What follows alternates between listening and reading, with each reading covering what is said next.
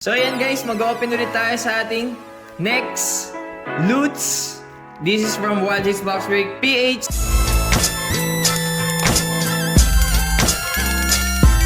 Tara, start na natin. So onti lang to, pero ayan agad, Lamelo agad. Lamelo Ball Fireworks Prism. Grabe, sobra.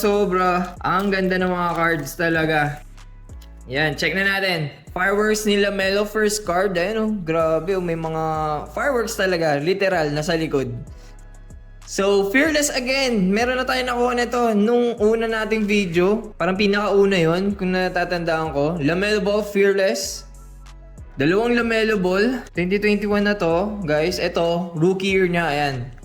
And we have Devonte Graham, New Orleans Pelicans, NOP.